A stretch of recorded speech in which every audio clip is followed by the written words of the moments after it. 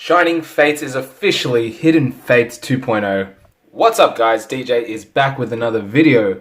We're going to talk about Shining Fates today, but before we get into that, make sure you support the channel, subscribe, and to my giveaways. We're nearly at 1,000, so very excited to give away that Booster Box Rebel Clash if you haven't entered that giveaway.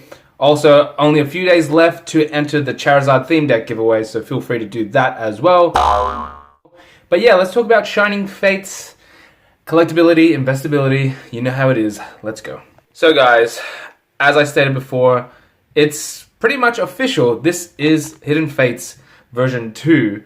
We like to say that because it is the only set very similar to Hidden Fates. It's the only set that has a subset of the Shiny Vault, which is what Hidden Fates had as well. The products are selling fast. They're selling just like Hidden Fates, probably even faster than Hidden Fates. They're going crazy. And you know how it always is when people rush to something really good, and when there's a lot of hype around something, everyone wants to get it. So that's what's going to happen with Shining Fates, and it already has happened with pre-orders and such. Based on what happened with Hidden Fates, people learn, right? People know. They aren't silly. They'd be like, well, this happened with Hidden Fates. It skyrocketed in price. I need to get onto this fast before I miss out. And that's what everyone's doing. And this is generally what happens. You know, everyone goes to the market at the same time and they all buy up the stock. In Australia, okay, there's Shining Fates pre-orders out. And luckily enough for me in Australia, the competition, the market isn't as big as the UK or America, so I think I'll be able to get my hands on some.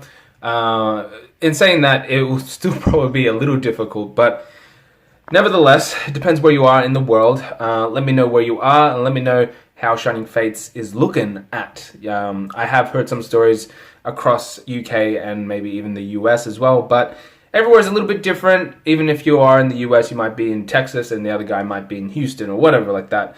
Not that I know my places. But Shining Fates, man, it's going to be very collectible. And as I've previously said, collectability can transfer into investability for sure. When there's demand out there, when there's money to be made, people are going to want this. They're going to want to collect it. And therefore, people like the scalpers or the flippers or the investors or the people who are looking to make money on this are excited. But the collectors are equally as excited, as this set is huge. One of the biggest sets coming out. If you like Shiny Star V, it is pretty much Shiny Star V. Minus a few things, add a few things in. You know how it is. So this set has everything. It has full art trainer cards. It has gold cards. It has shiny vault section, as I said before. It's going to have that Charizard VMAX, English version, shiny, you know. It pretty much has everything. It even has the amazing rares in it. As I stated before, I kind of saw that coming as well. I mean, we kind of saw a lot of these things coming. The Charizard VMAX, the amazing rares. But this set literally has every single thing Pokemon has to offer, as I mentioned before. So, is it going to be collectible? Yes. Is it going to be investable? Most likely, you're going to make money on this set. So, yeah, people are going to try to get all over it. And, you know, can't blame them, really. The only thing is, guys, you got to just be quick. You got to get onto it, really. If you have the money, you know, I'm not telling people to spend money that they don't have. I think, you know, that would be a little bit silly. But yes, this set will be big everywhere. There's a lot of hype around it. There's a lot of collectability in it. You know, people are going to want these cards. There's a lot of chaseable cards in the set. And, you know, chaseable cards tend to be the most valuable in Modern anyway.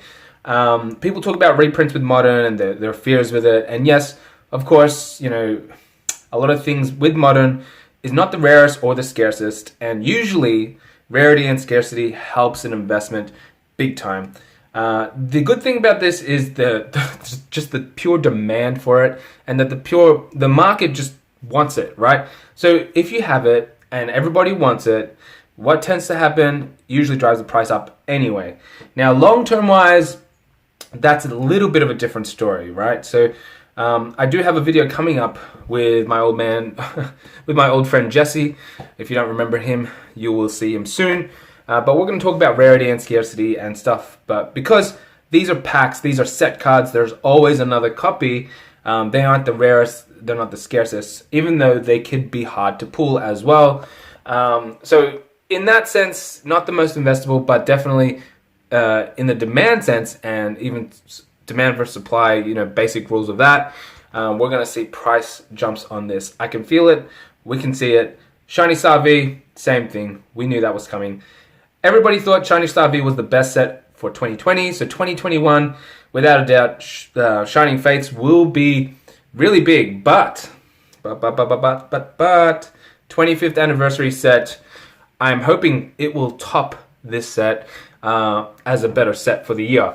Now, in saying that, we have no clue what's going to be in the 25th anniversary set, but I think Shining Fates is a great way to start the year. I think so many people are just going to be all over it. Yes, we're going to get a bit salty because the scalpers are going to come and the flippers are going to come, which is just kind of part of life now. We just got to make adjustments. We just got to be quicker than them, and we just got to, be patient if you're not quicker.